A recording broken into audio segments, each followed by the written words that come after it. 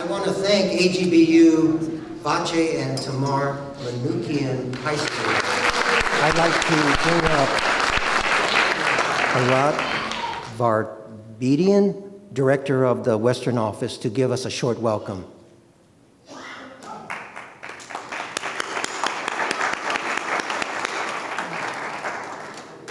Harat, did I say your last name right? Yeah, close. Close enough. Thank you. Welcome to the A.G.B.U, Vatche and Tamar Manoukian Center. We are a nonprofit organization, and we've existed for 113 years. It's an honor having you here, Councilmember and Pasadenians. Please enjoy the facility. There's coffee there, and have fun. Thank you.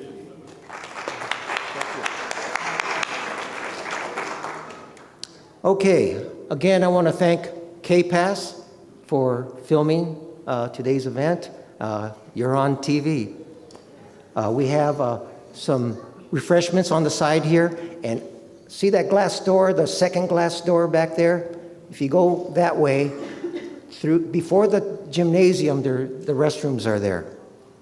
Okay, we have quite a few speakers, and I'm going to introduce the main speakers, and they're going to introduce the people that are with them. First, we have our city manager, Steve Mermel. Steve? Planning director, David Reyes.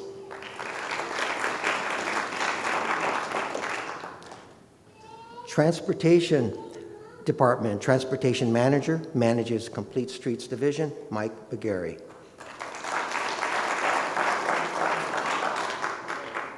We have a presentation by Arroyo Advisory Group presenting on One Arroyo, Doug Cranwinkle.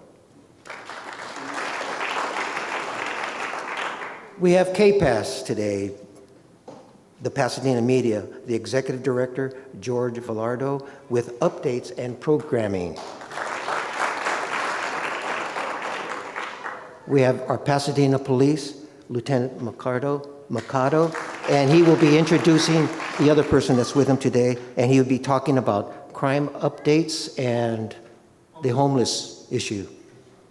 Now, we're going to hold questions and answers until all the speakers are finished, and we will stay after to answer any one-on-one questions after we close the meeting, okay?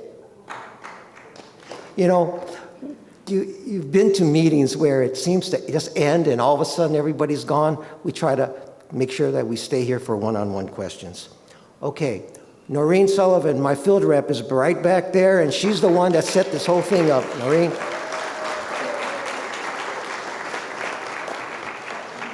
Noreen, just during this time that I was saying hello to people, she had a lot of compliments from people, and you know who you are.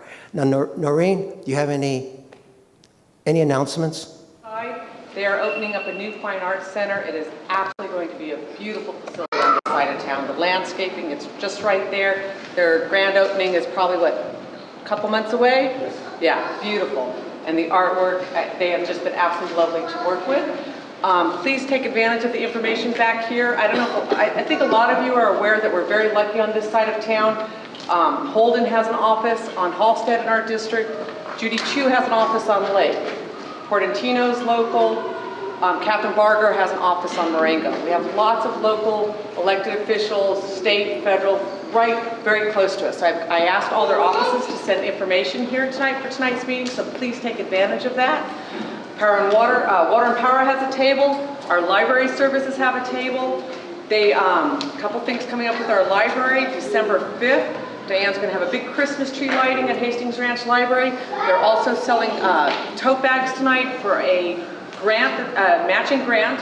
It's called MacGyver Your Library. And what they want to do is the bookshelves in the center of the library, replace them with shelves on wheels so they can move them aside, and maybe our next district meeting could be there. It'll be a great community space, so help the library out. And finally, is Don Lease in the room? Don is about to witness his 70th Rose Bowl in a row in 2018. So I just wanted to point that out for a little district board trivia. And finally, Stay tuned in the next couple days. The postcards are coming in the mail for anyone that wants to enter the Rose Bowl game and parade lottery. Thank you. How many years? 70? Wow, it's amazing. Congratulations. Okay, do we have any District 4 commissioners here? Please stand up and state your name and the commission that you serve on. My name is Adriana Lim. I represent District 4 here in the Traffic Advisory Commission. I was recently appointed in July. I started, so I'm just learning everything I need to know about complete streets here. So if you have anything, you can contact me through Noreen, or I'm available on the city's website. Thank you so much. How about a big hand for her? She's a volunteer for all of us. Okay, we're about to start. On One Arroyo by the Arroyo Advisory Group, Doug Cranwinkle, co-chair along with former Mayor Bill Bogard. Doug is here representing this citizens group that's working with others to unite 3 areas, and that is the Arroyo Cajamarca, the Central Arroyo, and the Lower Arroyo under a single vision. Doug, who's with you tonight? Actually, Gene, several people are with me. I'll introduce Trish in a few minutes, but I'll introduce the others first, just to have them stand and let you say hello to them. With me tonight from the Arroyo group are Mick Hansen. Mick, you're back there, she is. Don Fetty and John Dean. I don't know if I missed anybody, they're all back there. And then several staff people who've been enormously helpful to us. Lauren Lodvine and Audrey O'Kelly are also at the back. Anybody I missed? I'm going to talk about our project in a few minutes, but we're going to start with Tricia Keene opening this matter, which we regard as a very important project. Hope you do too. We'll try to be very quick because we know you've got a full agenda tonight of things that are probably of more immediate importance to you than our project. But we hope you see our project as something that would be useful and good for you and join us in it. That's what we hope of tonight. So I'll introduce Tricia first. She'll talk about our vision for this project, our outreach activities, and other things of interest to you. Then I'll come back and talk about what we're pushing, what we're taking on in the way of projects, how we hope to be able to provide financing or show the way to financing for those, and then a little bit about governance, and then later we'll take questions as Mr. Masuda, your wonderful council person, suggested. I'll introduce Tricia Keene first, and I'll go in ascending order of importance on her background. She's a lawyer, that's the lowest order. So am I, by the way. She has been a 15-year resident of Pasadena, which is a good thing, of course. She's the chief of staff to Los Angeles City Councilperson Bonin and does a wonderful job at that. She's on the Pasadena Design Commission and Planning Commission. And the most important job she has is chairing our Outreach and Engagement Committee for the Arroyo Advisory Group. Tricia?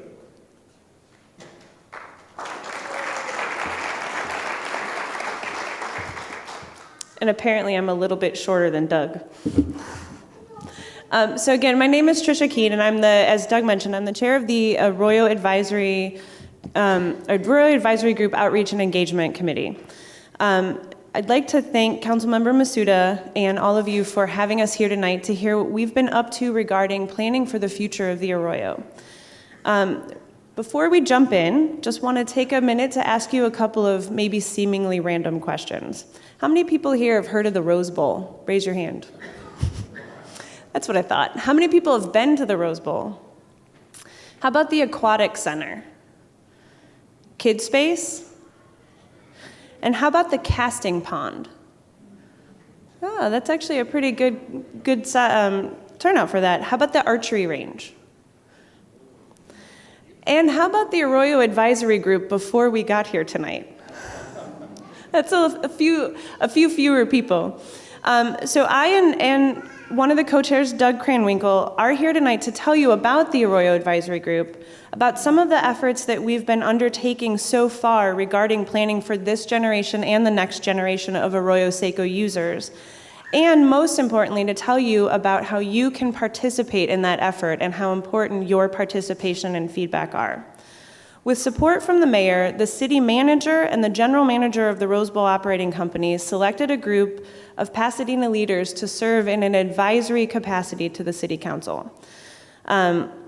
The group was charged with the effort to look at, as Councilmember Masuda mentioned, the 3 areas of the Arroyo, the upper, middle, and lower areas, in a more holistic fashion than we may have looked at them in the past. We really do think of them as having 3 separate identities, but there's so much in common and so many threads that run through them that this group was charged with really taking a step back and looking at how we could better manage the Arroyo, better envision it as the one entity that it is, and better plan for its future. The AAG is a group of all volunteers with some serious help from some staff people at the city who keep us on task and in line and well served. And we're all engaged and well-versed in the history and values of Pasadena, and we're dedicated to finding ways to get things done in the city that may be a little bit out of the box for the way the city's done stuff in the past, which is great because we've been charged with making recommendations to the city council about how we can achieve some things that we've been talking about in Pasadena for a while. One of the first things that the Arroyo Advisory Group undertook was to craft an overall vision statement that would reflect the goals of this effort. That vision statement's still in draft form because we won't finalize it until we get input from everyone in the community about whether it's really reflective of the vision for the Arroyo going forward. But I'll read it for you now. It's Pasadena's great outdoor space, the historic Arroyo Seco, will become one Arroyo. From the headwaters in the north to the tributaries in the south, its natural habitats, resources, and historic sites will be preserved, enhanced, and connected by an extraordinary end-to-end trail system, all anchored by a central hub.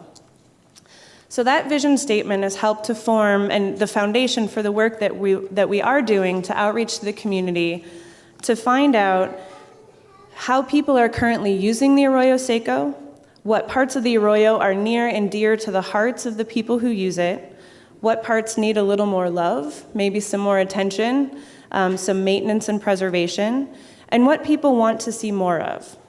What people would change if they could change things, and how people envision the Arroyo existing today and into the future. So as chair of the Outreach and Engagement Committee, I can tell you that we've been focused on finding a variety of ways to engage with people in Pasadena on this topic. We've done everything from hosting traditional meetings and town halls, to being invited guests at meetings like this one tonight, to meeting up with the local running club at their favorite hangout spot to talk to them about how they use the Arroyo. Members of the Arroyo Advisory Group and staff members from the city on its behalf have been attending things like festivals, parades, and farmers markets to get the word out about this effort. And of course, we've been finding ways to use technology to reach out to people and let people respond with input and feedback without having to show up at a meeting. And so one very relevant and very timely thing that we would invite everyone here tonight to do is to take the survey that our group has put together to seek input on how you use the Arroyo, what you'd like to see in the Arroyo, if there's things you'd like to change, if there's things you'd like to preserve exactly the way they are. We want all of that information. And in fact, you can figure out how to take it by picking up one of these cards in the back of the room on the table right by the door where you came in. It gives you the link, which is pretty simple, onearroyo.org/survey. We got really creative with naming it. Another way that we would invite you to interact is at One Arroyo Day, which is this Saturday at Brookside Park. It's from 10 a.m. to 2 p.m., and it will feature a celebration of all things Arroyo. There'll be representation from a bunch of different stakeholder groups that have a presence in the Arroyo, from Kids Space and the archery range and other groups down there like Mach 1 and the disc golfers. So all of that, and then you'll also have an opportunity to take the survey if you haven't done it before you get there on Saturday. But I would invite Doug up now to tell you a little bit about some of the projects that the group has been working on that we would like to get your feedback about as you help participate in this process going forward. Thank you.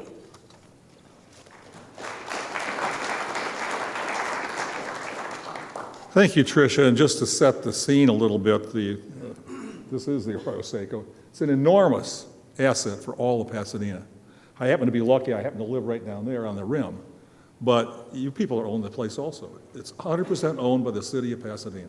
It's an asset of this town. It's your asset as well as mine. I live down there. I hope you use it. It's widely used for a great variety of things. It starts out being, for many people, a recreational asset, all aspects of the Arroyo. The Central Arroyo in particular, because you've got the circle of people run around, bike around, et cetera. There's tennis, there's golf, of course, over here. I've just begun taking golf at my ripe old age, believe it or not. Probably the stupidest thing I ever did, but I've done it.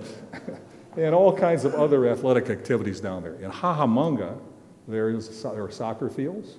There is the original, as Tricia mentioned, disc golf course, which is Frisbee golf essentially, and it's an active sport up there. A lot of people play it. It's fun to watch.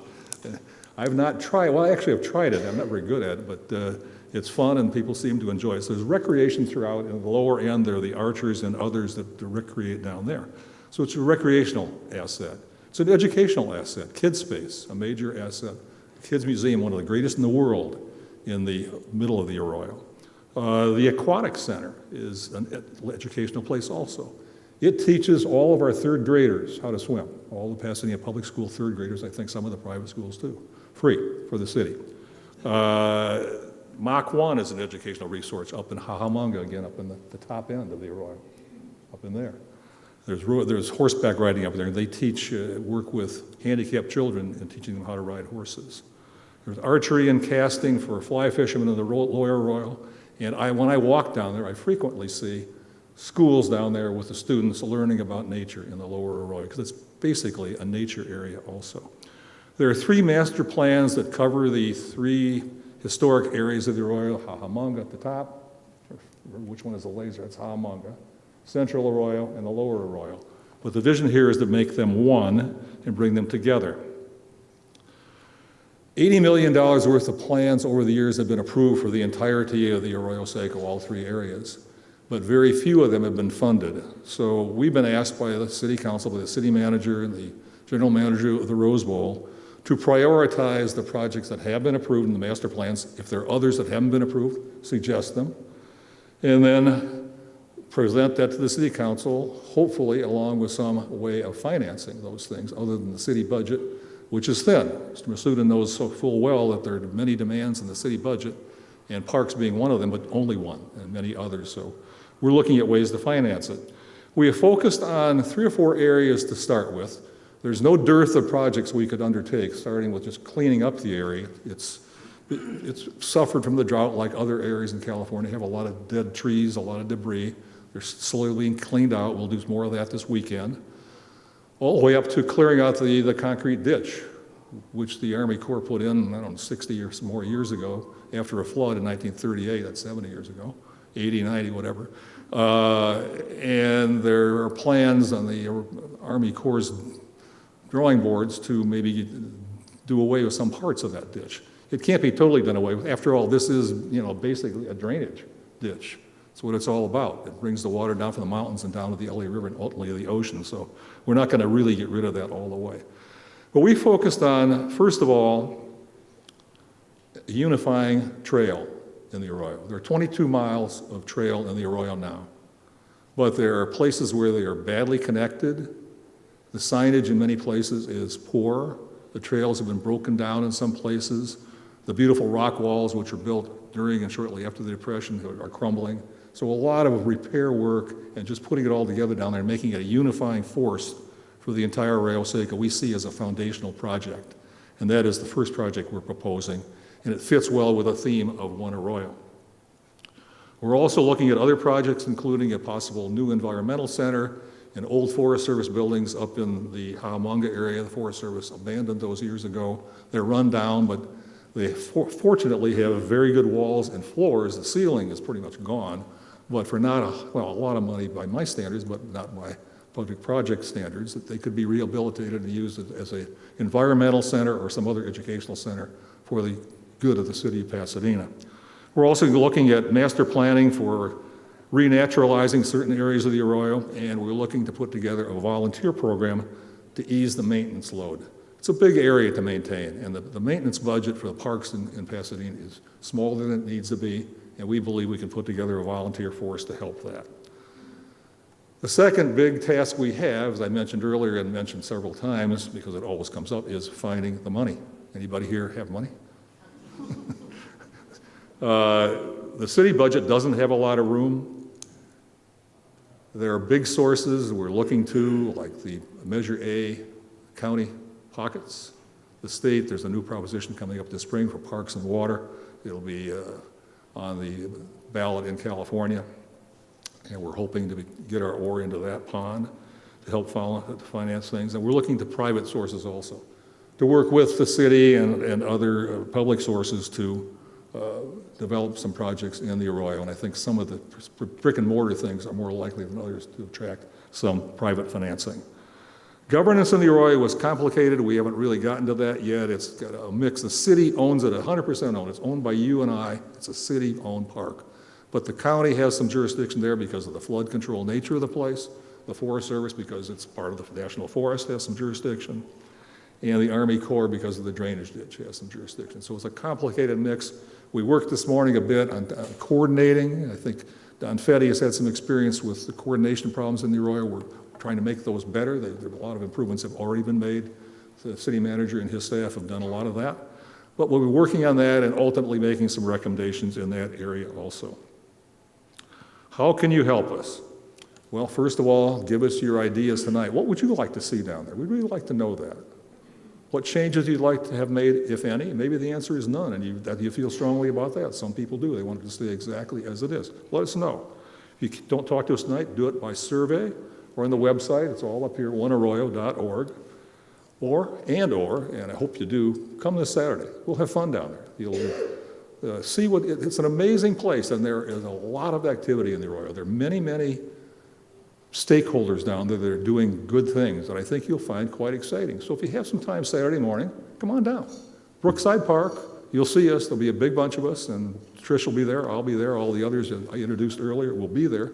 We'd love to have you come down, talk to us, help us, and join up to whatever we're doing that day. And then finally, we will be having a volunteer crew, as I mentioned. I hope you'll find a way to join up with us and be part of our One Arroyo project over time. We will be reporting back to Mr. Masuda and the other members of the council the 5th of February, I believe, Mr. Mermel, that's the date. And after that, who knows, we may die on the vine or we may go forward and be here to talk to you again. Thank you very much for your attention.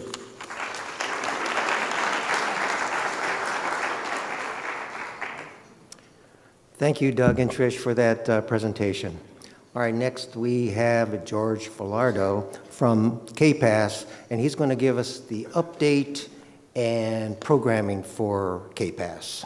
Thank you, George. Thank you, Councilman. I do have to add quickly that I'm a big supporter of this project as well, Doug. I lived in Pasadena for many, many decades, and to my left here, you'll see Aaron Wheeler, who's the head of community development, who works with us. But we're here tonight to talk about Pasadena media. How many of you are aware of the television stations in Pasadena media? I'm going to use your. I know you are because we're going to cover it on Saturday. Anybody else? I've lived here for decades and decades, and I have to admit I've worked in television for a long, long time. A lot of people aren't aware that we have 4 television stations here in the city of Pasadena. And rather than me go through a litany of what we do, and we are a nonprofit organization. We are located in the center of the city with our studios. There's the Arroyo channel, which is the community channel. There's KPAS, which is the councilman referred to, which is the government channel. And then we have 2 other channels, which are PCC, as well as KLearn, which is the Pasadena Unified School District. Some of our former board members you see, Howie Zechner is in the back. He served on our board for many years and supported us. But rather to get into the details, let me just show you what we are. We're a television facility and broadcast facilities, so I think it's best I just show you. Go ahead.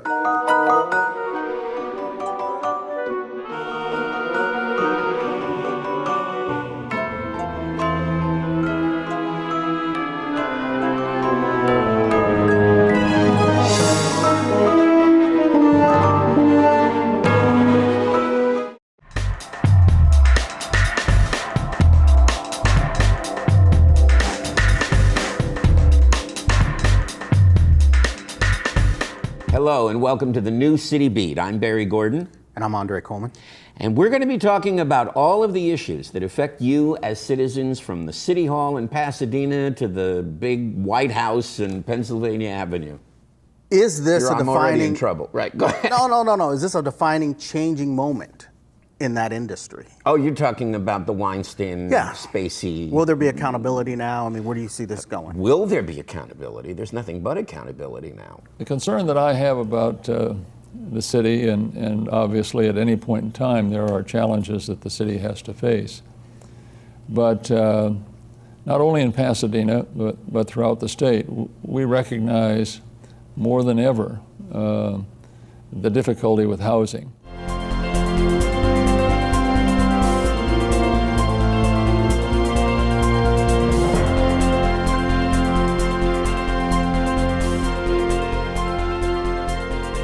The California Community College system is the largest system of higher education in the United States of America, if not the world. I know there's a chancellor who's like the president of the system, and then you have oversight function over his office. We have a robust office, but not as robust as we think it should be given the scope of the system.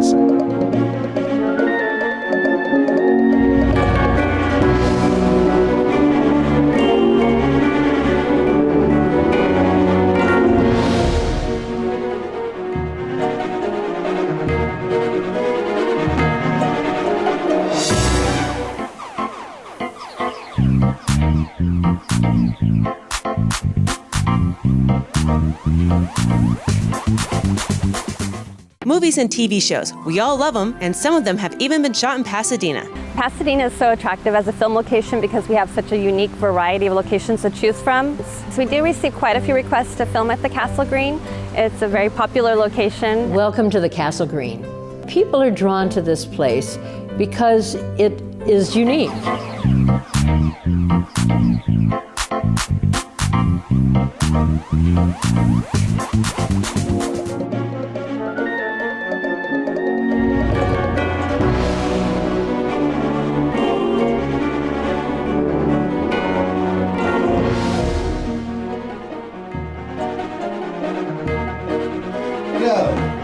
We've all heard that it takes a village to raise a child, but how do we actually do that? Would you be surprised to find out that all it takes is a little smile? Meet me on the other side of the intro, and you might hear about how this village helped raise this child.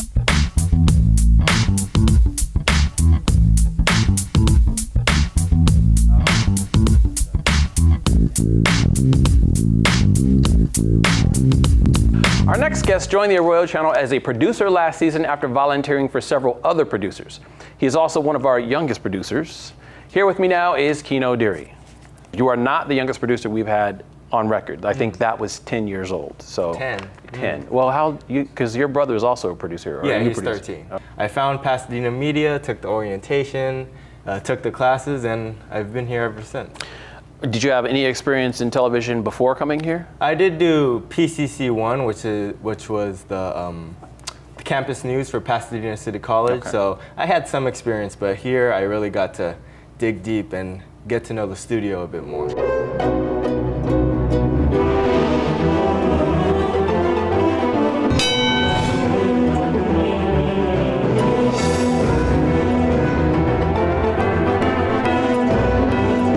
Thank you for watching the Arroyo channel, a public service of Pasadena Media. Pasadena Media is supported by the City of Pasadena and your generous donations. Thank you. That gives you a little bit of an idea, some of the programming they do. And Aaron, if you just come up and we'll close out, Aaron's going to talk to you about how you can get involved in the community and how you can get involved with Pasadena Media. Go ahead. How's everyone doing? So as you got the chance to see what Pasadena Media is doing for the city and that you guys are doing for us, but what we're asking is the opportunity for you to take this opportunity to come use Pasadena Media and get your voice out. I've born and raised in Pasadena, I've been here all my life. I've actually grown up using the services as well as now a part of it and doing outreach with all of you and everyone in the city. So this is a great opportunity for you to really get a chance to come to Pasadena Media, find more information out, more information about us at pasadenamedia.org, and become a producer. Learn, train. If you're interested in training, changing your whole career, or just want to learn something new, Pasadena Media is the place to do it. So thank you so much for having us.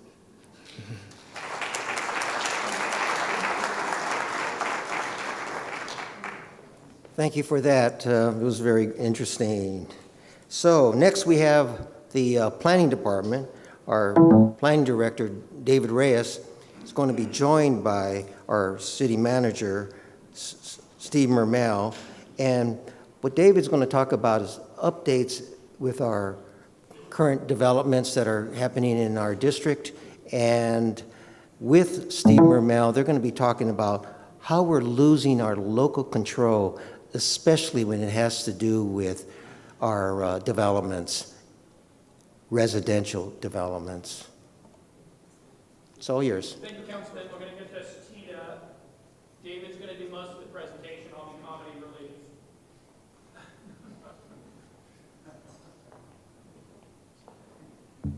Thank you, Councilmember Masuda, for having me, and thank you all residents for being here. I do want to acknowledge someone I just saw in the background. Sarkis Natsirian, our building official, is here, a resident of CD4. If you need a building permit, he has plenty with him. Mike, would you mind advancing, sir, or up to you to? Thank you, Mike. So I'm going to talk about a couple of things. One is some of the developments that are going on in your district. There are three that I wanted to touch on in particular: the Space Bank site, the Panda Inn site, and also the Avon site a little bit, although that's not a formal project yet. And then I wanted to touch on a couple of things at the state level that do affect local government. There are three areas in particular that I wanted to touch on. One is the density bonus law and what that means to you, and really the ideas behind this at the state level are a recognition of the shortage of housing in California. And what we're seeing is a tremendous push for new bills at the state level to really push and increase the amount of housing that the state has in an attempt really to deal with not only the housing shortage, but also the cost of housing. And then I'm going to talk about accessory dwelling units, which were formerly known as second units, as well as a little bit of the marijuana laws. So starting with Space Bank, this is an area that you're very familiar with respect to its existing condition. Excuse me. It's a formal naval testing grounds. And for many years, that's kind of how it stood. We know it today as more of a storage site with a collection of older buildings. And Mike, if you just go through, these are just some elevations. I wanted to talk a little bit about the layout that you see with respect to the project as it exists today and give you an update on the status. It is a 550-unit project on an approximately 9-acre site. It's designed with 8 buildings to break up the massing. This is an area that the general plan really identifies for a transit village. It's close to the Sierra Madre station, and this is, at least from my perspective, as I've been here 5 years, and what I've seen in those 5 years is very little development in East Pasadena. I know that there has been some, and in particular, the large apartment building that just opened up next to the Stewart Pharmaceuticals building there. And again, just some elevations. These are the particulars of, that's it right there for Space Bank. Wanted to tell you what the status is and when you can get involved and what the opportunities are. So this is a project that is fully compliant with the general plan. The environmental review for it is underway. We expect to be done and release that document for review in approximately a month and a half or so. We will keep everyone up to date on when that is, and then when the next planning commission associated with this project will be.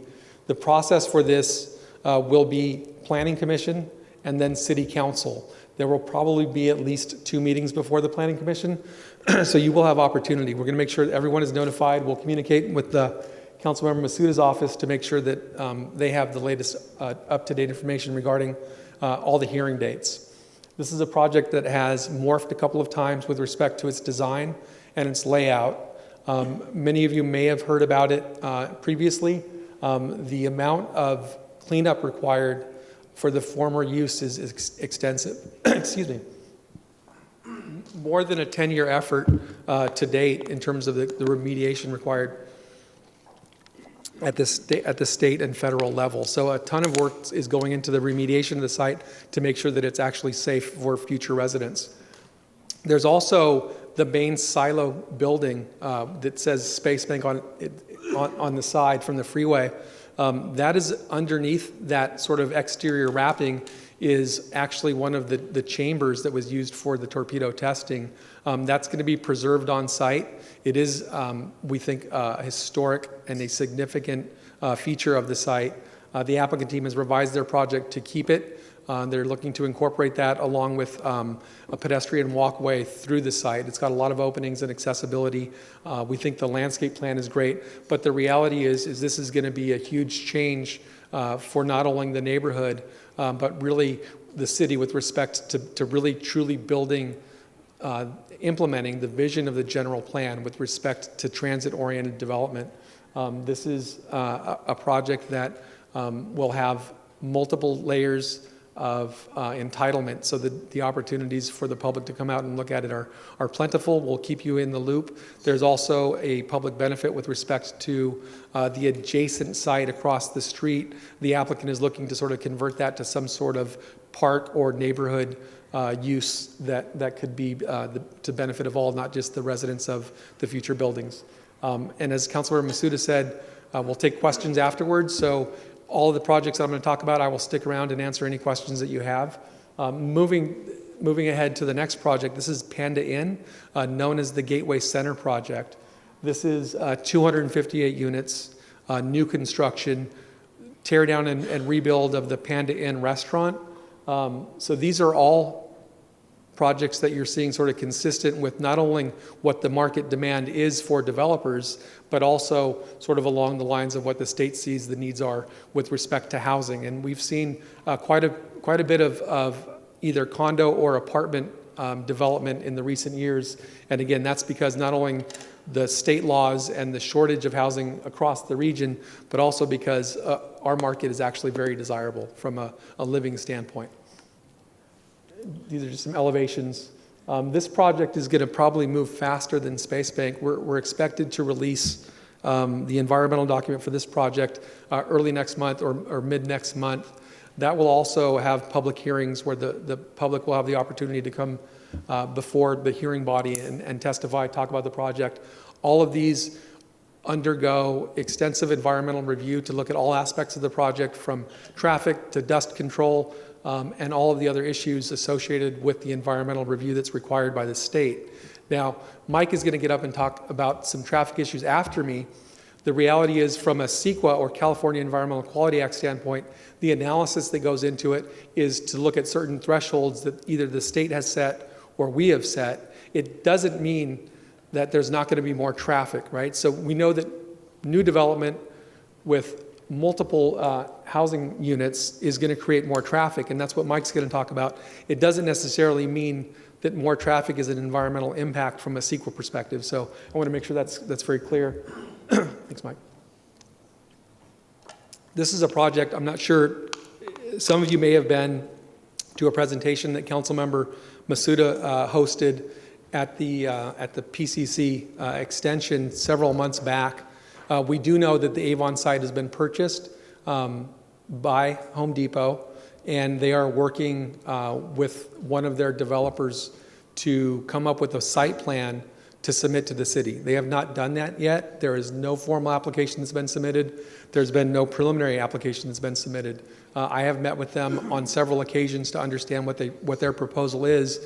They're continuing to refine that. And in Pasadena, we have multiple layers of application process. So the first one is sort of a preliminary step, and it's called pre-development plan review. That is a project that goes before the City Council for information purposes. That is a process that kicks off the project, and we will make sure that the council office is aware of when that application gets submitted, because until it gets submitted at the preliminary stage, there's very little opportunity to have a real discussion about it. We've been working with transportation. I heard personally many of the residents speak at the community meeting several months ago about multiple issues, from design to traffic to the location associated with the freeway. and Sunny Slope and how it might impact residents, trying to push traffic onto Walnut and away from Foothill. So we heard that. We're trying to relay that to the developer team, and we sort of await what their proposal might be. And then my guess is that Councilmember Masuda will want to host another community meeting so we can share with you ahead of the actual public meetings where the opportunities lie to have early input on that design and the scope of that project. But again, nothing's been submitted yet. As you know, it's a huge site. It's about 13.2 acres. There is one building that we think is historic from a cultural resources standpoint. My guess is that the applicant team, because that's in the middle of the site, will want to demolish and raise the entire site and start new. There are many challenges on the site, from the flood control channel through the eastern end to the grade differential from Foothill to Walnut of about 14 feet. So there's going to be a ton of challenge for them to make a project work for them and the community. This is going to be a challenging project, huge for us, and City Manager Bermel will talk more, but when Avon was there, it was a really big deal for the city from a tax revenue perspective. We probably will never get close to making up what Avon produced, but it was an important generator. So we'll see how that project progresses, and we'll make sure that the council office is aware, as well as the community. A couple of, again, the state laws that we wanted to talk about. The first one is the density bonus law, and that's been in effect for quite a number of years, late 70s. But there was a version in 2004 that sort of changed the rules a little bit, and the city has required at the state level, once the rules get adopted, the city needs to follow those rules. They sort of preempt local control. And so what that means is, from a density bonus standpoint, again, the state's idea of increasing the housing stock, and specifically with respect to the density bonus, it's about creating affordable units. And so what the state law says, Mike, can you advance?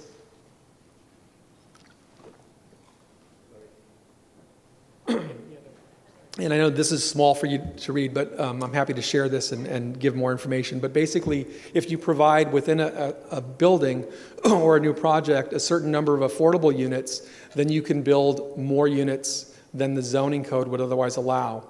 And so this is where the state preempts us. Along with that, there are concessions and incentives that a developer can ask for that further erode the ability to sort of regulate through zoning. And what it basically does is, as more units are produced because there's more affordable, developers typically would request either incentives related to additional floor area or height. And the reason that those are asked for is because they wouldn't be able to build the number of units that the state allows with the current regulations in place. While on paper it's potentially a real challenge, what we've seen is, if you go through, Mike, one more, right here. This is a slide that demonstrates the projects that actually have come before the city since 2004. So there really aren't that many. There's one more, I apologize, it's not up there. But these are, you can see it's a handful of projects that have actually asked for the concessions or incentives. And those are a real challenge for us because we have little authority to tell a developer no, almost none. And what it does is it potentially creates projects that are out of scale with the existing development and out of scale with the zoning code that the council has adopted and the citizens know and understand. And so it does create challenges and issues. And I think the opportunity for us is through the specific plan process that we're going to be kicking off in January. That's where we're going to look at the existing development standards that are in place and see, not only as we implement the general plan that was adopted by council, but what opportunities do we have within the specific plan language to address some of these issues. And so I suspect that there's going to be a lot of discussion around this density bonus law, which again is the state law, which the city can't change, but we can do certain things within our local zoning code to make it a little bit more palatable for us. With respect to ADUs, the former second units, the state really preempted all cities in California. And it did two things. Mike, if you could advance. One more. One more. This is a slide that's very telling with respect to what the state did. As of January of last year, the state basically said any existing structure whether it's an existing home or some accessory structure, it could be converted to a legal accessory dwelling unit as a matter of right. They would still, they being an applicant, would still need to submit to the city proper documentation that it's safe for habitability. It may need additional upgrades from a building and safety or fire perspective, but from the zoning code perspective, we don't have any ability to say no. The current rules that we have in place today are actually very strong with respect to prohibiting second units. And those are, it requires currently a minimum lot size of 15,000 square feet, which there are some in the city, but the majority of the city doesn't have anywhere near 15,000 square foot lot size.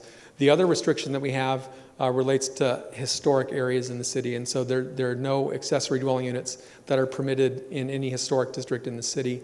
The state has really come down and in conjunction with other housing laws, they see this as a way to increase the availability of housing, maybe not affordable housing, but it's viewed as a potential way to increase the housing stock that cities might have. So we expect to go to the council in mid-December for final approval of those rules with respect to sort of compliance with state law. So what we're looking to do is reduce the minimum lot size from 15,000 down to something less than that, as well as what we're looking at is 7,200, which is the city's minimum lot size. So that's pretty consistent with the direction that council gave us.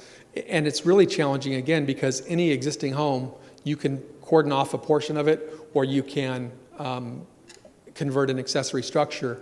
And so what we realize is what the state did effectively was take away our ability to say no, because anybody on any lot size today can build an accessory structure and then convert it to an ADU in the future. So we're trying our best to make sure that the challenge that we see is ensuring compatibility and sort of the fabric of the neighborhoods that exist. I think Pasadena was really based on strong neighborhood values, whether it's an aesthetic character that Lower Hastings has with respect to the ranch-style homes and the work that we did there to preserve the one-story architecture, or like Bungalow Heaven, right? So we have different neighborhoods that all have unique values, and our challenge is really within the state law to make sure that we can preserve as much of those as we can.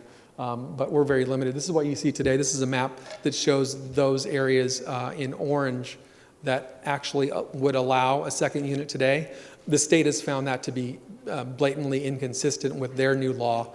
And what the state law sort of has a poison pill in it, and what it says is if there's any portion of a local ordinance that's inconsistent with the state law, then your whole local ordinance is null and void. So we're trying to avoid that.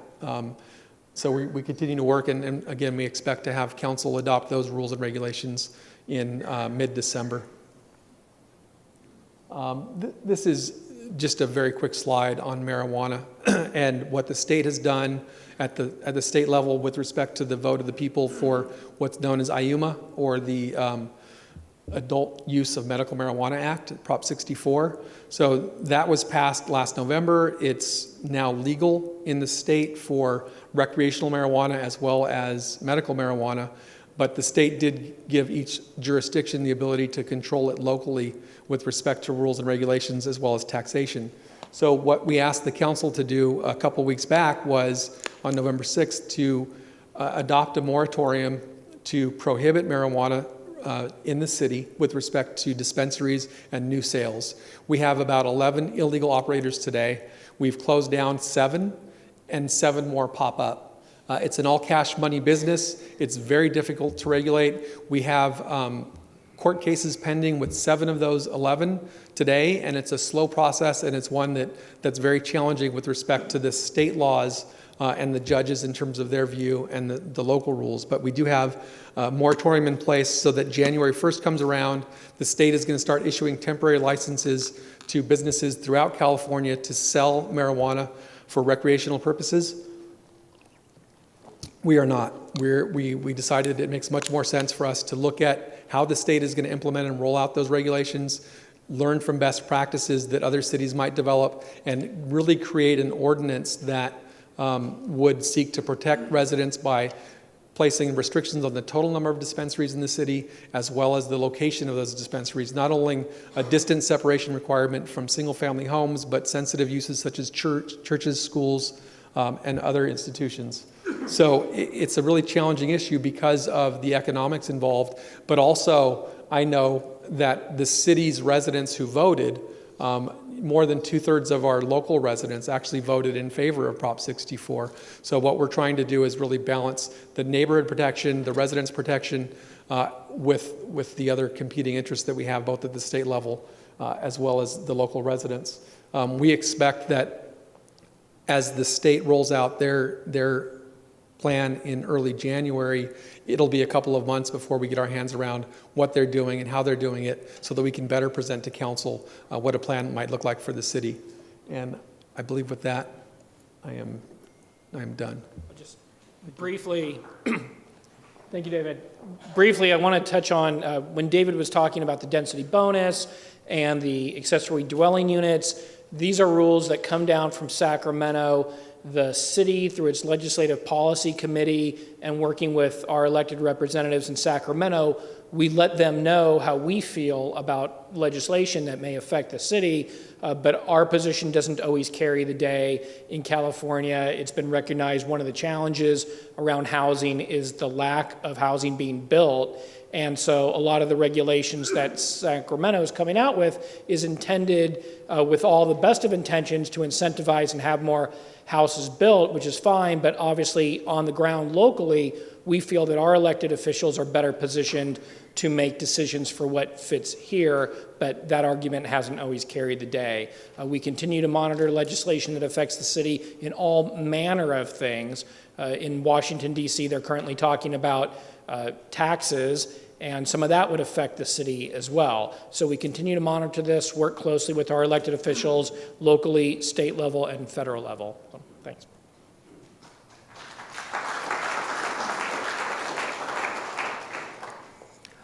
Well, thank you for that. You're really going to be unglued when you really understand these second units and density bonus. People that contact our office about residential units being built all over the place, keep an eye on that. When we found out about the second units, and I don't know if David mentioned this, we can't even use parking as a deterrent to put in these second units.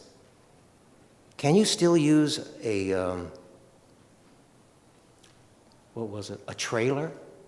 Some sort of pardon me? Yeah, it was that you can just put like a temporary house. It has to be on a foundation. Okay. David did mention the last big unit that we're aware of is the one that's near the Stewart property, the 212 units, but that was approved in 2007. So that's just being built now.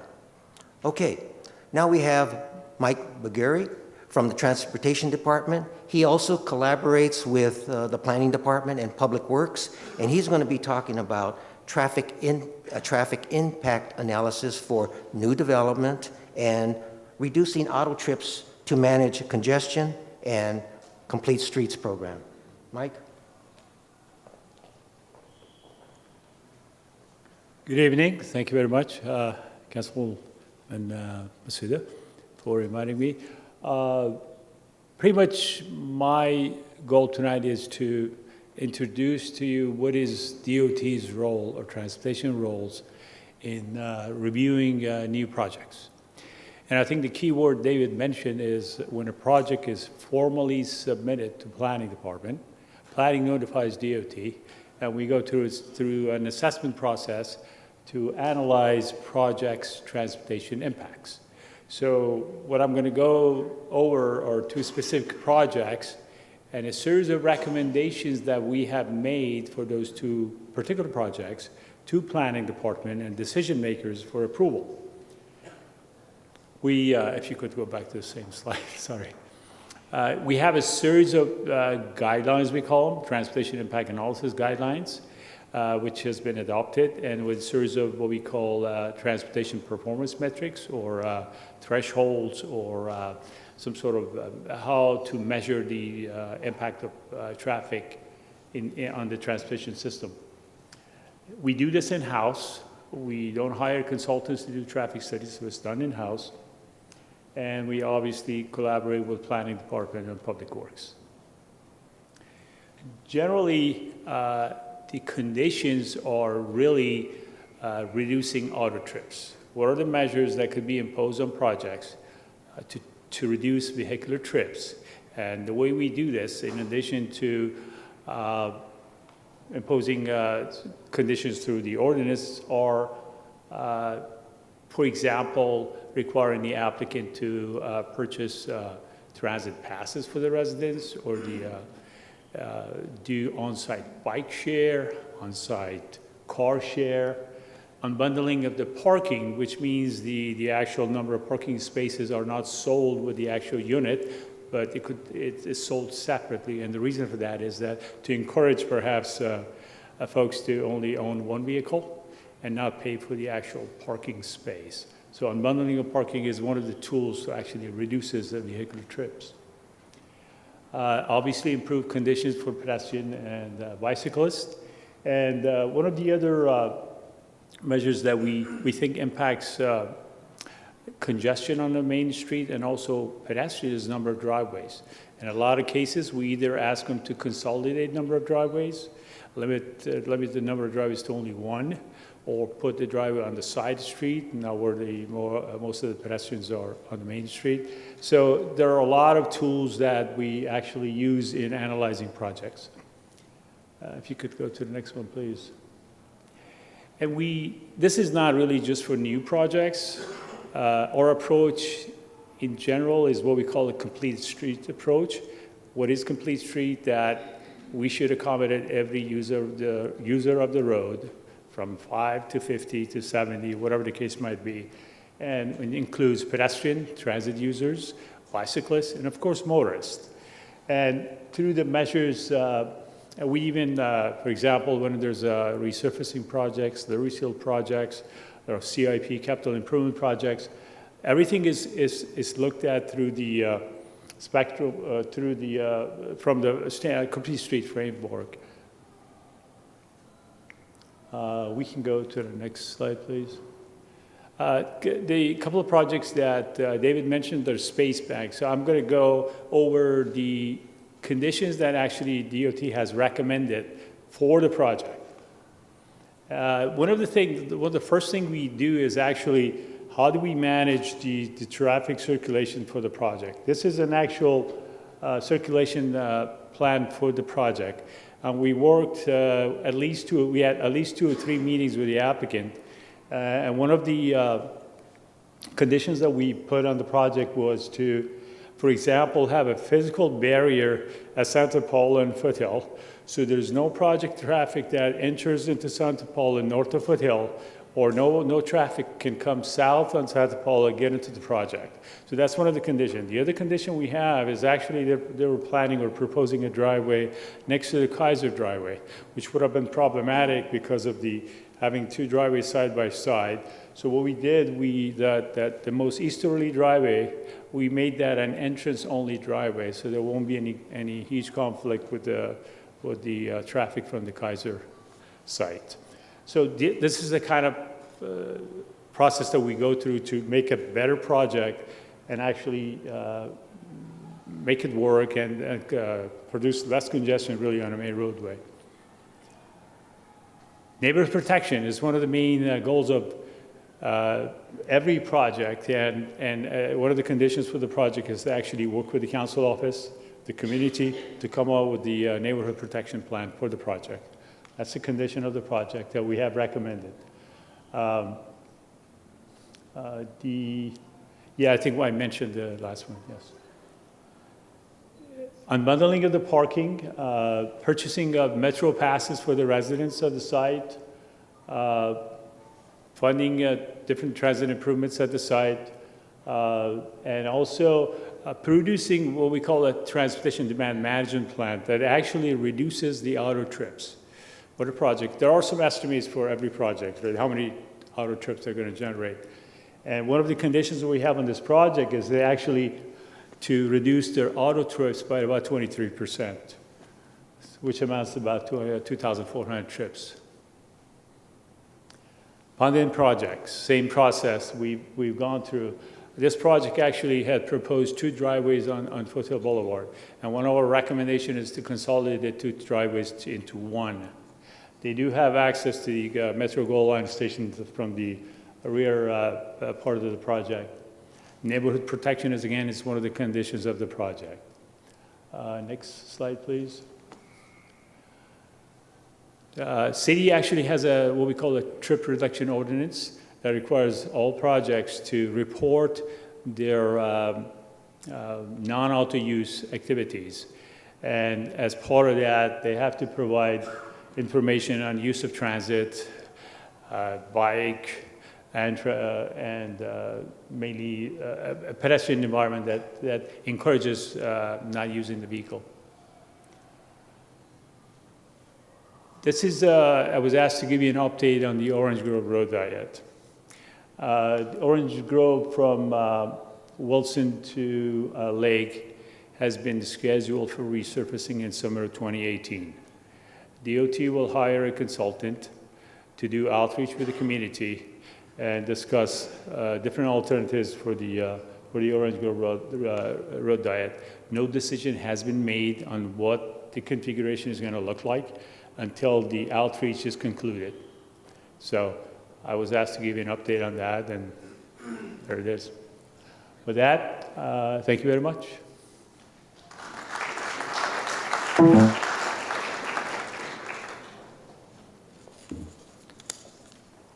That last part that Mike was talking about, you remember what happened on Sierra Madre Villa? Yes.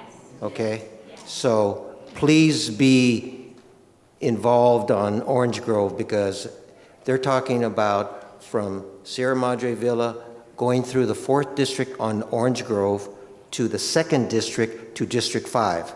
So be aware and go to the meetings and give input. Okay, next we have the Pasadena Police Department, Lieutenant Mercado, and he's going to talk with his partner, crime updates and the homeless issue.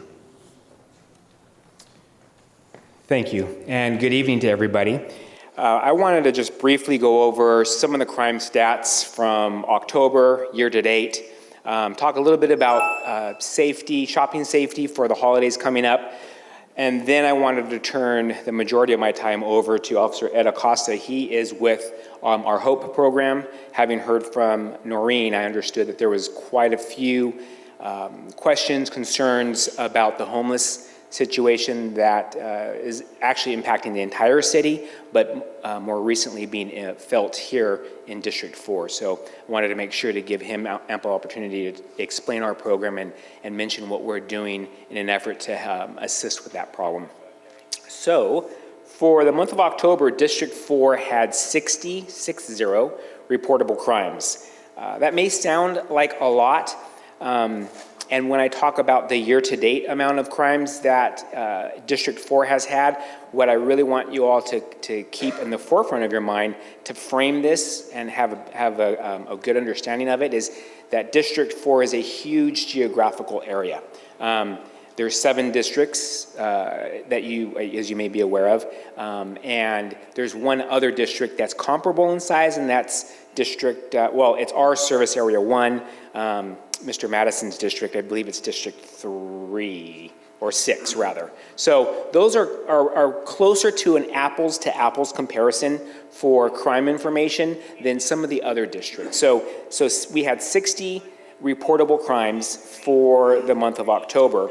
The good news is quite a few of our crimes against people were lower than the last 2 months. So we had 1 less robbery than occurred in September and August. We had the same amount of assault with deadly weapons. Assault with deadly weapons, again, not to insult your intelligence, but that would be when somebody is victimized by someone else and they're using a weapon of some sort. And then we did have less domestic violence in District 4, as well as less assaults. So our crimes against people saw a dip in the month of October, which is good for us, and we like to see that. Our crime against property isn't doing as well, unfortunately, and that's citywide, but specifically for District 4, we currently have, well, there were 10 commercial burglaries. So burglaries are, and again, not to insult your intelligence, but robbery and burglary is constantly being misused. And I'm constantly trying to remind my wife to use the right one, because when she says one, it means something in my mind compared to the other. So a robbery is a crime where a person has something taken from them by force or fear. A burglary is when a building has something taken from it, not a person.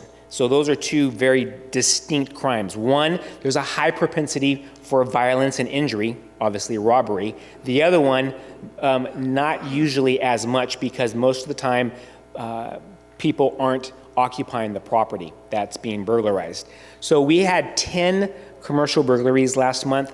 That's kind of problematic in the San Gabriel Valley. We learned in our CrimeNet meeting, which is a monthly meeting that we have in the police department, where we review the last month that we've just had, project the month to come, and align our resources in the department to try to get ahead of crime trends. So what we did learn is around the San Gabriel Valley, there's a burglary crew that is working and burglarizing commercial buildings. And unfortunately, the East End probably, or District 4, probably had more than, say, District 6, because it's more central to the San Gabriel Valley proper. So we know that a lot of the other cities are experiencing the same problem, and they are, without going into too much of the operational side of it, there is a San Gabriel Valley-wide initiative and effort in law enforcement to begin to address this and use some specialized resources available to cities to catch this crew and to stop their behavior and bring that number down significantly. The other thing is our residential burglaries remained about the same. We average about 7, and we had 7 last month as well. Before I go any further, I keep saying we. I did want to say I'm pinch hitting right now for Lieutenant Hedema. Some of you may know him. He's the normal service area lieutenant. He's recovering from a medical issue right now, so I'm standing in on his behalf. So even though I'm saying we, I don't normally cover this part of the city, but I'm happy to answer any questions and help him while he is out. I did also, before I leave October's crime stats, for those of you who may go onto our crime mapping side of the webpage and have seen the amount of rapes that were reported in District 4 for October, it seems like a much bigger problem than it really is. So we had 3 rapes reported in District 4 for the month of October. I want to be very clear, crystal clear, that we don't have a sexual predator ravaging District 4 or any part of Pasadena. So to clarify what that 3 number is, one of them was a courtesy report we took for another city. So oftentimes when somebody is victimized in another city, another part of the county, even in another part of the state, actually we took one for Mexico, where the victim was victimized in Mexico last month. We took that report last night. So we'll take what's called a courtesy report, because the investigative agency where the crime occurred, for whatever reason, isn't able to come up. And so we'll take that report and send it off to them. So of the 3, one of them wasn't even Pasadena's at all. The 2 remaining, one of them was more or less a date rape, a date assault, if you would, and that person is in custody. And the second one is a reported sexual assault of a runaway minor, and that one is being currently investigated. So while not knowing the outcome of that, it is not uncommon for young people who are in different homes through the county, or different recovery homes or halfway homes. If they don't make curfew, they can lose their bed and their spot in that. And we have seen at times a trend for people to claim that they were victimized by something, whether it's a sexual assault or something else, as an explanation for why they didn't make their curfew, and in hopes to stay in the program. So I don't know if that one is in fact what happened or not, but A lot of times that ends up being the case, unfortunately, is when we investigate it, it turns out to not be a legitimate crime. It was an attempt for this person to have a plausible reason as to why they should stay in the program that they're in, and give that as an excuse. I did want to cover just two more things, and I'll turn over to Ed. Year to date, District 4 has had, well, let me say it this way first. Of the two largest districts, you guys are in the #1 position of the lowest amount of crimes. With that said, and again, remember we're a big geographical area, year to date, we've had 624 reportable crimes. So that's everything from murder, which we have not had in District 4, up to and including recovered stolen vehicles. So it's a wide swath of crimes that gets measured for this, and we've had 624 again, which is lower by quite a few than the other district in the city that's equal or comparable in size to you all. And then lastly, before I turn it over to Ed, I did want to just take a minute to remind you about some shopping safety as the holidays come around. So we would ask that you would remember that in your haste for shopping and trying to get everything done on a list that's too big for you to be able to accomplish anyways, and I know many of you in the room, if you haven't started that, will soon start that. Just remember, as you go to your car, the bad guys, if they are there, they're watching for crimes of opportunity.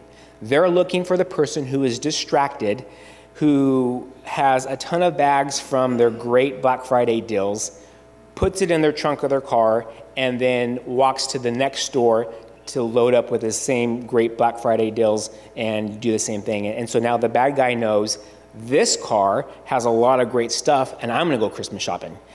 So please be aware of that, and to the best of your ability while you're shopping, try to not go to your trunk or your car, drop packages off, telling anyone who may be watching that, hey, there's some stuff in here, and then go to the next store. Try to limit that and try to keep all of your packages and just make one trip at a time, so that if they are watching, you go to your trunk, you put it all in, next thing they see is you start up the car and you drive away to someplace else. If you're going to go to another mall or another shopping center, make sure that you conceal the packages that you have in there. Kind of a rule of thumb is don't ever leave anything in your car, and this goes even beyond the holiday season. Never leave anything in your car that you're not willing to have stolen. And please, you would be surprised, please remember to lock your car. We have quite a few of our fellow citizens who just forget to do that for whatever reason, and that makes it really easy for the bad guy to get in, because they're not even breaking windows or having to draw attention to their act that may cause them to stop or be chased away by somebody else. So please be careful while you're out shopping. We will have, as we do every year, our volunteers start their safe shopping campaign, and it starts after Thanksgiving. Some of you may or may not have come back to your cars with a note on it or a letter on it from our volunteers that kind of did while you were gone, they watched what happened, and they kind of gave you, hey, if I was a burglar, I saw you do this, and they listed some things that you did that were not not safe. I don't know if anyone in this room has ever received that. They do that as well as educate people proactively, but when they pass out their flyers and they do what they do for folks who are shopping, and they have time, they'll sit at a parking lot and they'll watch people go back into their cars, back and forth, and do the very things that I'm asking you not to do. So hopefully they won't have to put out any letters this year. But they'll watch the very thing that I'm asking you not to do, and they'll leave a note on the person's car, and it's a formed letter. It's not like some ransom note, and you have to be concerned about some stalker or some creeper out there doing something. But it's on a formed letterhead, and it kind of marks off the things that you could have done better, that they saw you do, that had they been a burglar, they would have most likely chose your car to burglarize. So with that, I will turn it over to Officer Acosta.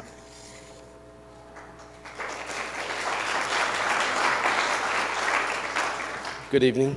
I'm Ed Acosta. I'm a part of the HOPE team, which is the Homeless Outreach and Psychological Evaluation team. Currently, there are 3 officers on the team, and we are partnered with 3 clinicians from the LA County. We have 2 parts to what we do. First part is we do psychological evaluations, and that's where our partners come in. They're trained professionals. They'll make the determination whether if the person needs to be put on a hold or not. The second part is we do homeless outreach. We give out flyers for any people who are living on the streets, and hopefully get them off the streets. We also go to encampments. We talk with the homeless. We work with city yards just in case we need to clean up certain parts of the area. We also work with Caltrans. We also get a lot of homeless people that are living on Caltrans property off of the freeways. So we work with Caltrans and CHP, and they come out, and once we tell them they're trespassing, they'll come out and do their cleanup. Again, there's only 3 of us, and we have the entire city. So take any questions when it's time. That's pretty much the meat and potatoes of what we do. And would you just actually briefly real quick on what you find as far as service resistant and people who are in these situations? With the homeless community, we find a lot of them have psychological issues, or they abuse narcotics. So I've had very few. I've only been on the team since June of this year. I've had a couple maybe actually go through a program, and they're in programs, but majority of them, again, have psychological issues, and they want to be on the streets, and there's quite a few that have substance abuse problems, and they're out there doing whatever they need to do to, fund their habits.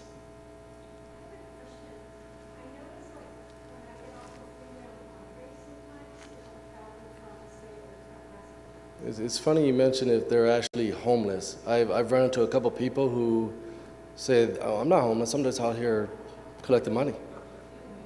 I've come across a couple of those people, and there's nothing against the law that says they can panhandle.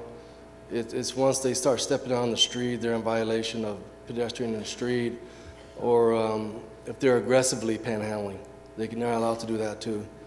And the majority of the time, these people that are panhandling, they'll come into the city, and then they'll go back to wherever, they sleep. A majority of them are not in Pasadena. So that's when you see the population kind of drop during the evening times for homeless.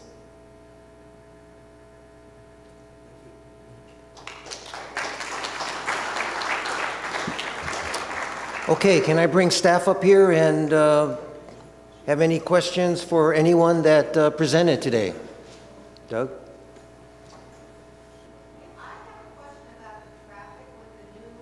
Again, our role is transportation's role is really to, at the project level, put conditions on projects that reduces vehicular trips. What's good about the Space Bank is within a 5-minute walk of the goal line station. And one of the conditions we have on the project is to the developer to purchase 275 to 500 transit passes for 5 years, at minimum for 5 years, and give those to the residents, so encourage them to use transit. I mentioned unbundling of the parking. Again, the idea here is that if I don't have just 2 free parking spaces that comes with my apartment, perhaps, and I have to pay $10,000, $15,000 for that parking space, I may be just driving 1 car. So we're doing what we can to manage at the project level. At the same time, as part of the specific plan, as part of the general plan, we manage traffic through ITS, which is Information Technology or Intelligent Transportation System. We do bike share in the system, we do car share in the system. Again, we're trying as much as we can, because we can't build our way out of this. You mentioned widening, right? We're not going to build our ways out of congestion. What we have to do is encourage and use other modes that we're not reliant on cars only. Use the bike, use the transit, use passenger transit, and just get around. And really, that's the only way we can get out of this.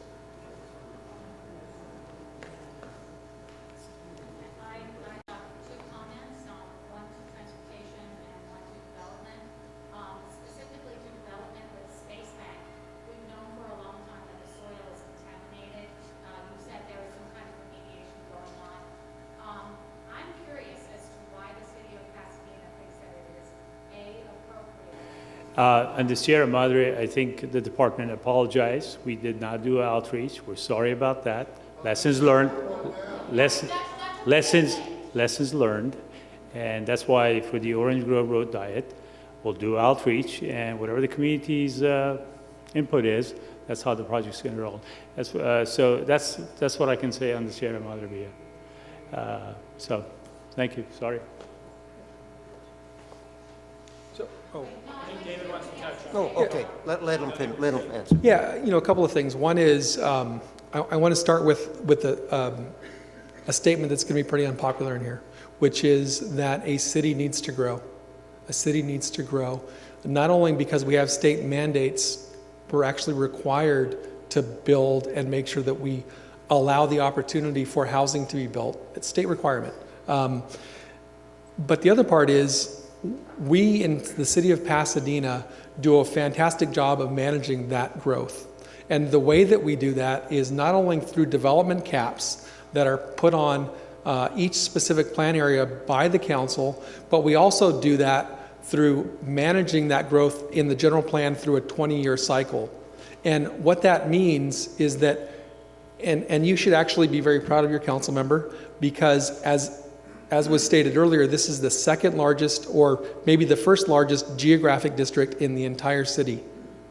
The number of housing units that were allocated for the general plan was 850 units for the life of that plan. That is the least in the city.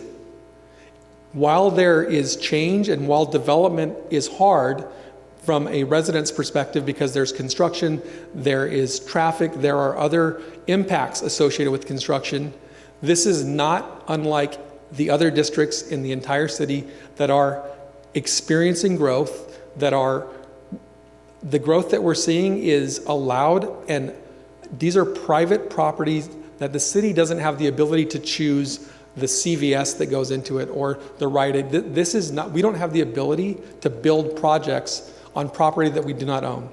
We can do our very best to make sure they conform to the plans that the council has adopted. We are regulators. That's what we do. The fact is, development is uncomfortable. The fact is, we do our very best to manage that development. There is no magic bullet. There is nothing that we can do to get rid of the traffic congestion that exists today. People are going to have cars. Mr. Begary talked about having the ability to encourage alternative modes of transportation. That was a fundamental principle of the city's general plan. The growth that you see, the growth that's allowed within the city is along the major commercial corridors. It's within the central district. It's along the corridors that are away from residential neighborhoods. The specific plans, the general plan process, they did not touch any single family residential neighborhood. We do our best to make sure that we don't impact residential development through new construction, but the reality is there's going to be impacts. And so what I would say with respect to your concern about future residents and their health next to the freeway, all the projects that are built and why Pasadena would do it is because it's allowed. Those are zoned for residential use. They conform to the air quality district standards for distance separation with respect to the location of the freeway. Is it unhealthy to stand outside of a balcony next to a freeway all day long? Absolutely. Absolutely it is. That's not the anticipation with respect to how the units get used. This is not a Pasadena situation.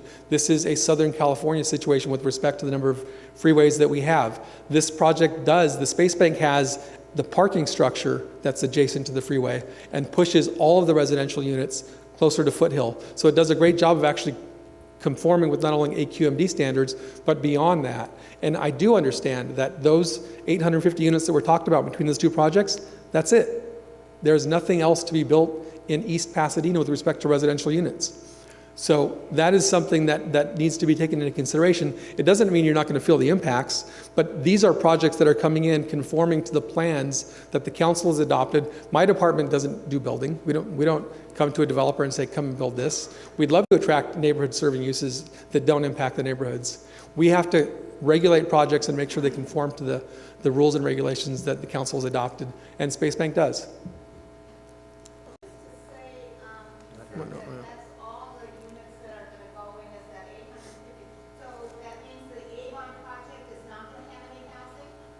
That project has not been submitted yet. Okay, but it's possible that it could come in with It could certainly propose whatever it wants to, but it would need to have a general plan amendment and other associated entitlements that the city council would have to approve. Right now, the general plan allocation for the number of units is shot. So that is required to be revisited every 5 years, as required by the general plan and the city council. It's possible that in 10 years, or maybe even 5 years, the council wants to reconsider the number of units in East Pasadena. But the general plan has designated 850 units for the entire district, and that's what's shown before you this evening.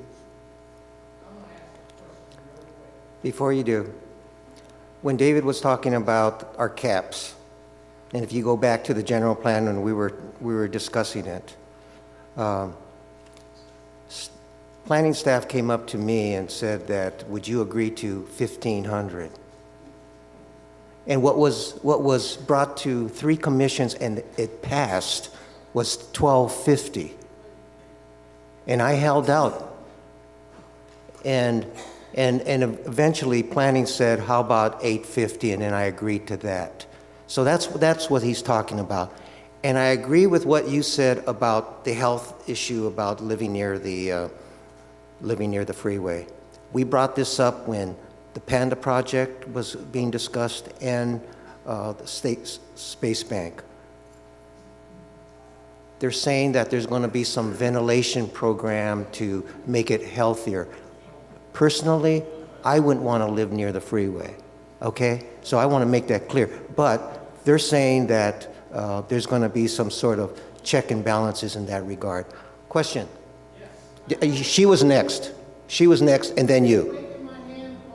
All right, she's next because I said she was next first, and then you're second.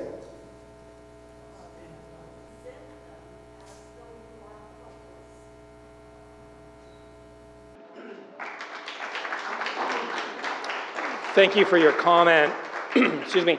I want to respond briefly to that, and we don't want to give the impression that the comment was that essentially the city staff says we're helpless, state laws are driving us to do this, there's nothing we can do, and if I understood it correctly, we're just going to charge everybody for everything. I want to respond to that, if I may. The city is not helpless, although we talked about in some cases the state makes decisions that affect us. I think the comments that you heard from Mr. Begary and Mr. Reyes is that growth and development occurs. It generally occurs in cycles. I've been with the city nearly 29 years. I've seen boom and bust in the city. We're in a boom period right now. Property values are very high in Pasadena. There's tremendous demand here. One of the biggest challenges we're facing is while all this economic activity is going on in a relatively short period of time, how do we manage the growth and development? I'm a homeowner, I feel like you do. If there's traffic increased in my neighborhood, if there's overdevelopment in my neighborhood, it concerns me. And so what we do in the planning department and the transportation department, we try to manage this growth. Are there things the city could do to essentially stop it?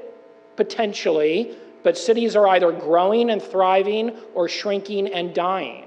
And in order for us to pay for the services such as the police department and the fire department and parks and recreation, the city does need growth in its revenue and its property tax base, which has been very strong in Pasadena. So we try to manage the growth and development. Many of the things that the transportation department does, and we apologize for not doing good outreach on the Sierra Madre Villa Road diet, but the purpose of that is safety for everybody, people driving cars, people walking, and people riding bikes.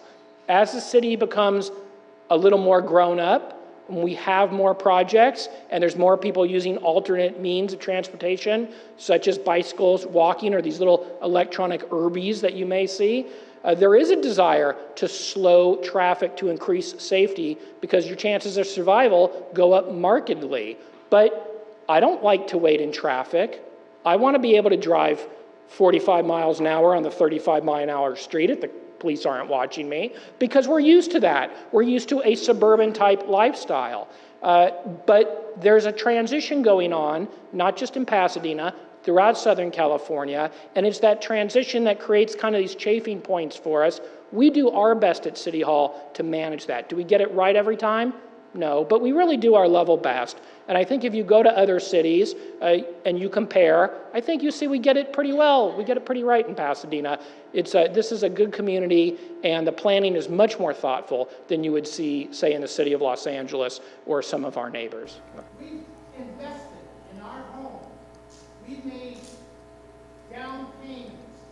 We've sacrificed. So if I may, first of all, condolences on your mom's passing. Let me touch on a few of the things that you said.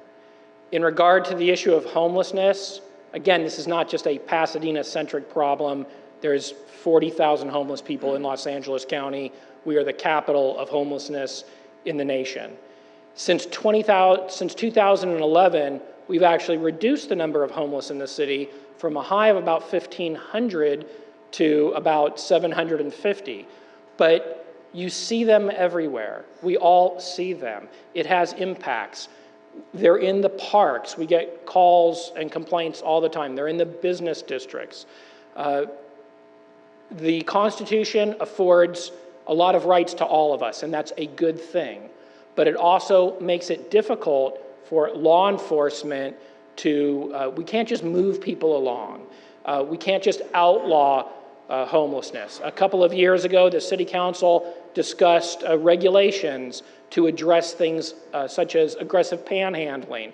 And we got a lot of pushback, frankly, from a number of people in our community who say we're outlawing homelessness and they don't like that approach. So only some of the things that the staff had recommended, the police department had recommended, were approved. But this is a very difficult problem. It's probably the number one problem that I hear in my job. The city's done a lot to build permanent supportive housing to move people off the street, but that's for the people that want to get off the street. And as you heard the lieutenant say, not everybody wants to get off the street. This is a great city. It's been a great city. It's going to continue to be a great city. But again, cities grow and they evolve. To your question of the water, we hear that a lot. Why are you building if there's a drought or a water shortage? People are coming to California. People are coming to Pasadena. People need to live somewhere. The type of building that occurs in Pasadena in the last decade, where it's multi-unit housing, is far more efficient from a water usage standpoint than building all these single-family homes 8 feet apart from each other out in the Inland Empire. So water is a regional issue, and it's much more efficient. Unfortunately, and I'm a homeowner, the house built in the 40s with the small house and the big lot and a nice green lawn is not the most efficient use of water. So we actually are using about as much water today in the city as we were 10 years ago, because the way that the development is done, it's much more efficient.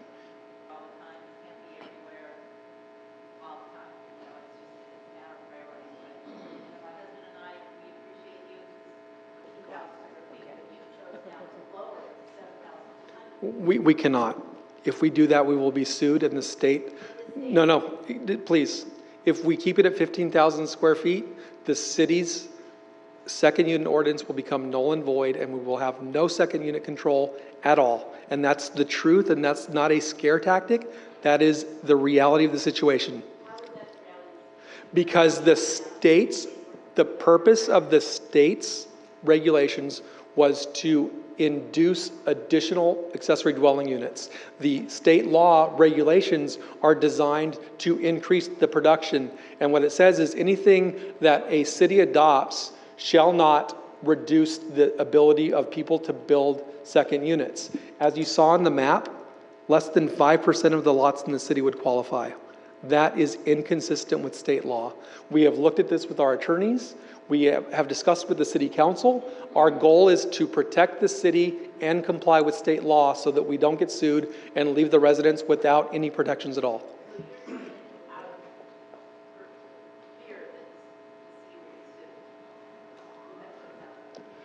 So the issue of second units, the issue of housing, The issue of housing production is not only of statewide importance, but locally we have many, many advocates, not only in and around Southern California. The reality is we will be sued.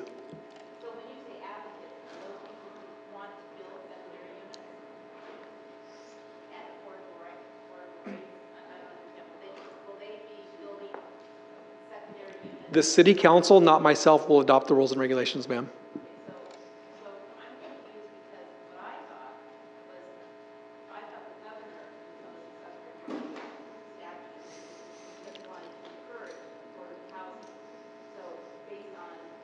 Governor signed the bill.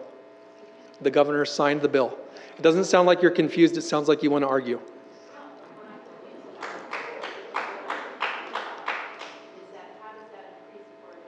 It doesn't. The state law, the purpose of the intent of state law with respect specifically to accessory dwellings is to increase housing production, not affordable housing production. That's stated in the, it's the state law. It's not what I wrote. I mean, this is an issue of really understanding the rules and regulations that we have. Perhaps you and David could have a conversation. I know that there's another group that's supposed to use this room at 9. We probably only have a few more minutes. The councilman probably wants to call on a few more people. I think you had your hand raised up. If you were at the State of the City address by Mayor Tornick, he called out all the residential units that were being built in the past years. Because people were saying, oh, they were thousands of units are being built. Well, they're not thousands, they were small numbers by year by year. So, what was your other question?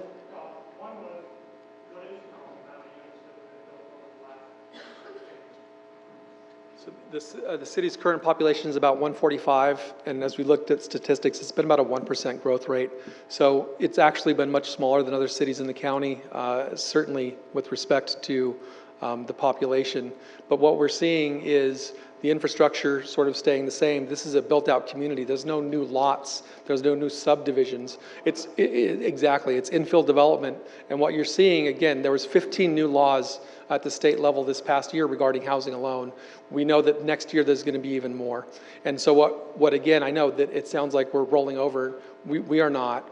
The city of Pasadena, the planning that goes on with respect to the allowed development is more comprehensive than any city I've seen or worked in. I've worked in the city of Malibu, Santa Monica, Beverly Hills, Los Angeles. This is a city that plans first and then builds second.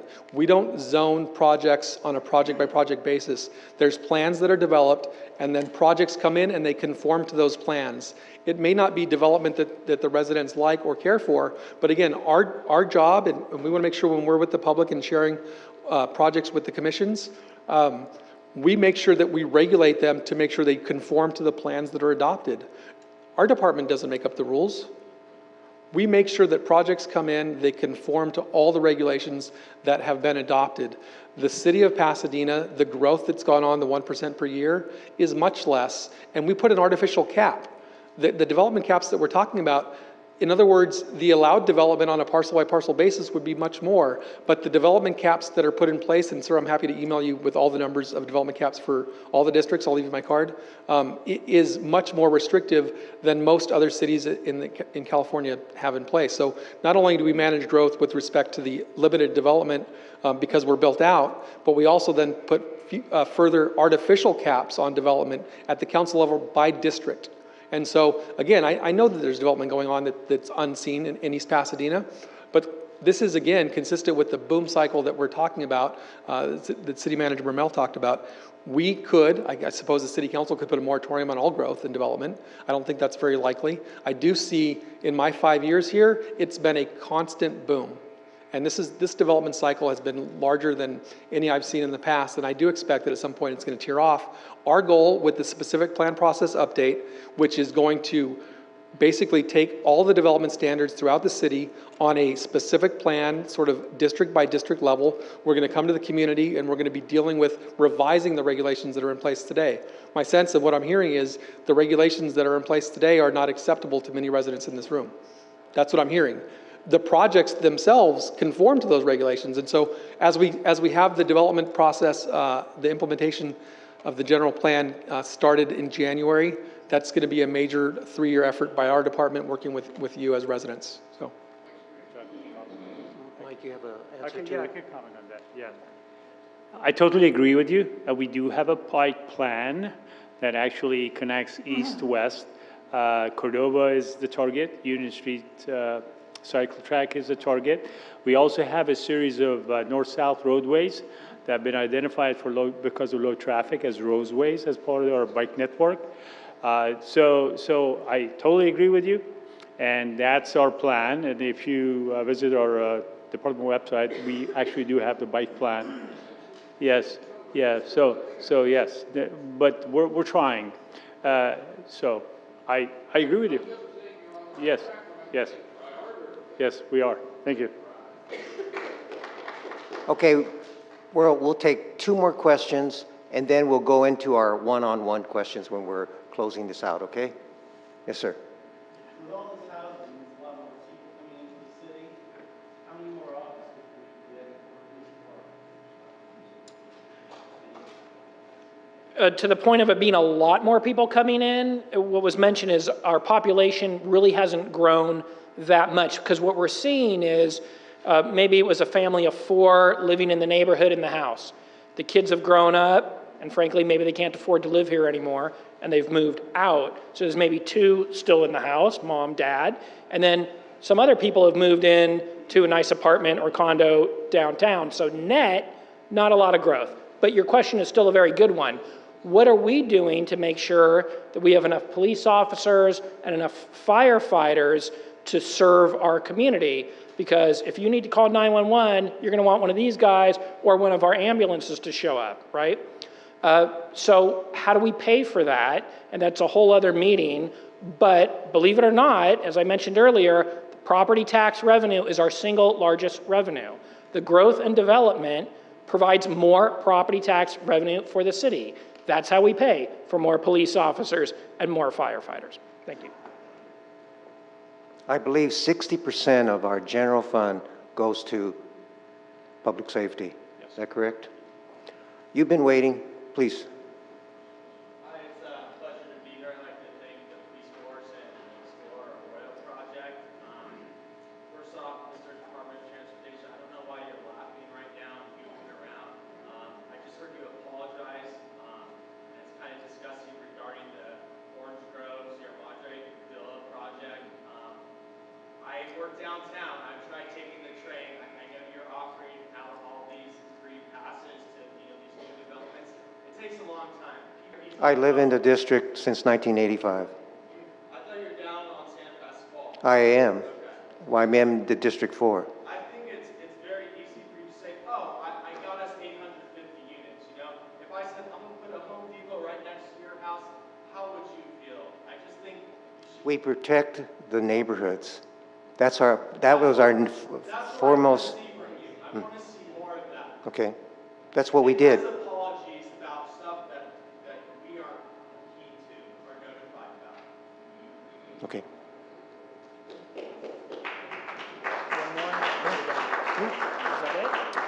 So we'll go into our one-on-one because they have the room to be used for something. So any questions that you have one-on-one, we're here to answer them.